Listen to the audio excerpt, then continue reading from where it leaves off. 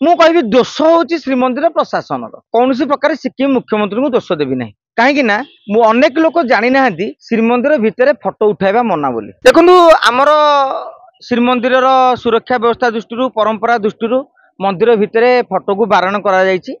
ସିକିମ ମୁଖ୍ୟମନ୍ତ୍ରୀ ତାଙ୍କର ସୋସିଆଲ ମିଡିଆରେ ଫଟୋଟି ଛାଡ଼ି ଦେଇଛନ୍ତି। ମୁଁ କୌଣସି ପ୍ରକାର ସିକିମ ମୁଖ୍ୟମନ୍ତ୍ରୀଙ୍କୁ ଦୋଷ ଦେବି ନାହିଁ। କାହିଁକି ନା ମୁଁ ଅନେକ ଲୋକ ଜାଣି ନାହାନ୍ତି ଶ୍ରୀମନ୍ଦିର ଭିତରେ ଫଟୋ ଉଠାଇବା ମନା ବୋଲି। କାହିଁକି ନା ବିଶ୍ୱର ଅନେକ ମନ୍ଦିର ଅଛି, ଭାରତ ବର୍ଷର ଅନେକ ପ୍ରତିଷ୍ଠିତ ମନ୍ଦିର ଅଛି ଯେଉଁଠୁ ମନ୍ଦିର ଭିତରେ ବି ଆପଣଙ୍କୁ ଫଟୋ ଉଠାଇବା ପାଇଁ ଅନୁମତି ମିଳିଥାଏ। ତେଣୁ ସିକିମ ମୁଖ୍ୟମନ୍ତ୍ରୀ ପାଖକୁ ଯେତିକି ମାନେ ତାଙ୍କର ଫଟୋ ଯିଏ ଉଠେଇଛନ୍ତି ଆସିଲା, ଯୋଉ ଫଟୋ ଭଲ ଲାଗିଲା ସେମାନେ ପୋଷ୍ଟ କରିଛନ୍ତି। ମୁଁ କହିବି ଦୋଷ ହଉଛି ଶ୍ରୀମନ୍ଦିର ପ୍ରଶାସନର।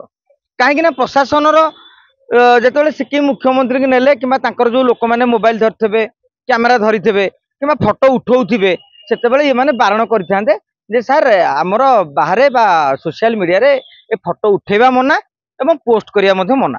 ଯଦି ଏଇ କଥା ସେ ଚେତେଇ ଦେଇଥାନ୍ତେ, ଦର୍ଶାଇ ଦେଇଥାନ୍ତେ, ସେ ଭୁଲ କରିନଥାନ୍ତେ।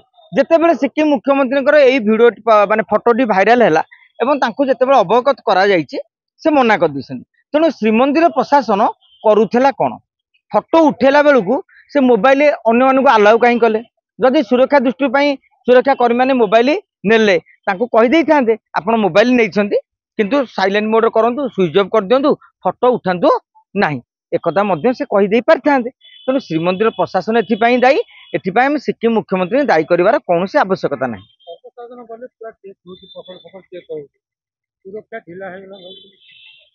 देखु श्रीमंदिर में आम गोटे मुख्यमंत्री को अलरेडी सुरक्षा व्यवस्था भितर मुख्यमंत्री जाइए। सुरक्षार दायित्व हूँ आम पुलिस प्रशासन। तेणु मुख्यमंत्री को चेकिंग करवा कि पीएस को सेक्रेटरी चेकिंग करवा यहाँ मुझे भावुची से ग्रहणीय नुहे। किंतु अनुमति माने कहीदे था ये जिनस आप मंदिर भितर को नहीं पारे, मोबाइल रे फोटो उठे पारे ना से वीवीआईपी मैंने गला बेले जो मोबाइल रे बहुत प्रकार कौन कि बड़ बड़ लोक मान गुरुत्वपूर्ण फोन कॉल आसी थाए। तेणु तुम क्या जन को बाहर रखिक मुख्यमंत्री पीएस रही पारिता 15-20 मिनट पर आसी कथा भी पारिता किसी असुविधा नहीं। तेणु श्रीमंदिर प्रशासन पक्षर स्वतंत्र भाव में वीवीआईपी दर्शन बेले अनेक भाइराल होची से कारण। कारण छोट साधारण लोक सीना चेकिंग कर दो, बड़ बड़ लोक चेकिंग ना। तेणु जो भाइरालिटी होची सेथिपाई वीवीआईपी दर्शन जमी प्रोटोकॉल गोटा रही सुरक्षा और मंदिर सुरक्षा गोटे प्रोटोकॉल जे जो वीवीआईपी दर्शन करने गोटे आप प्रोटोकॉल लिस्ट दे दिंतु। अमुक जिनस आनीपारे ना, समक जिनस आनीपारे ना, फोटो उठे पारे ना, पोस्ट करें ना, एति बाट जापरेंगे डिटेल्स लिखि दिंतु। सुरक्षा कर्मी मैंने से आधार में चलिए। आम सीना जाचे जे ओडिशा रे मंदिर रे श्रीमंदिर फोटो भाइराल नुहे, सिक्किम नागालैंड अन्य लोक मैंने कहीं जानीपारे